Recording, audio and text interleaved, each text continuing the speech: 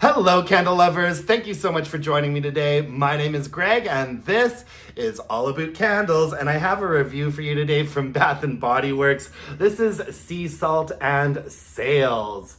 And this is from their most recent summer collection over at Bath & Body Works. I think that it's pretty fun packaging. There's cute illustrations, a fun use of color. All of the illustrations sort of have like a textured golden like raised sheen to them, which I appreciate. And we have a cute lid on here as well. I can't tell whether this lid is purple or blue because I'm colorblind, but I like it. I like it more. I like anything more than just a boring Bath & Body Works metallic lid on their candles. And I enjoyed this candle quite a bit. This is one of the ones that I pick up usually once or twice every summer. The scent notes on it are ocean sea spray, aloe vera nectar, and driftwood. And this is a really nice kind of run-of-the-mill, like oceanic beachy candle. I like the fact that this candle usually performs really well, which is why I repurchase it. It's one of those candles I can kind of count on. It's not the most like unique fragrance in the world. What I get first and foremost are like top notes of like aldehydes, oceanic, like salty air. There is a very like briny, salty component to this candle, and I'd say that it's quite a strong saltiness. It does really, for me, it really does bring to mind like that ocean air, that sort of salty smell that you get when you are near an ocean. And like, especially if you're like, this reminds me of if you're walking around an ocean when there's like low tide and you're walking like amongst like the rocks and the pebbles and the shells and there's like a lot of calcification going on. It reminds me of that sort of like briny, salty scent, and I really appreciate that. And there's also a woodsiness in the candle as well. So top notes, you've got that salty, airy brininess, and then the mid to the base of this candle is a woodsy note. And the woods note in here does remind me a little bit of the woodsy note that you get in mahogany teakwood. I wouldn't be too surprised if some of the fragrance oil that they use in mahogany teakwood also shows up in this candle, but to a much lesser extent. This isn't like a woodsy candle first and foremost. I'd say it's that aquatic, oceanic saltiness first, and then in the background there's sort of a nice kind of a driftwood scent note to this that I enjoy. I like it quite a bit actually.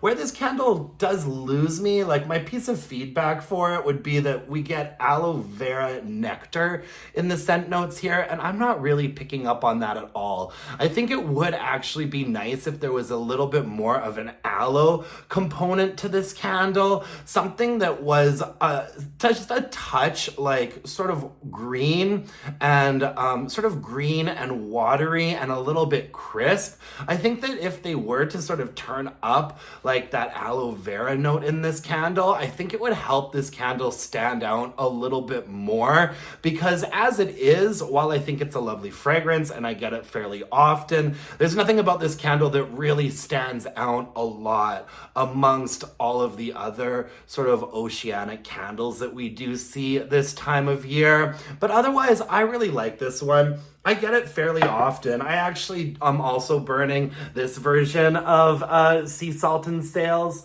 from last summer, and I have to say I think that I liked the packaging on last year's just a little bit more than this year's, and they burned pretty much exactly the same to me. But I will just speak to performance specifically on this newer version. We have thick ropey wicks on here and white wax, and it burned really nicely. Towards the end I did get a little bit of discoloration, but that was really just on the last burn. I don't remember seeing the wax getting discolored up until it kind of dried for the last time and I was finished with it. So it was that very last burn on there that it got a little bit dark. And I'd say that the strength and throw on this was very reasonable for a candle such as this. I'd say it was a pretty solid 7. 7 in my more open space. It definitely had a presence to it, a nice sort of airy, salty, aquatic atmosphere. Probably a 7 in my more open area. I did have it in the bedroom for a little bit of time.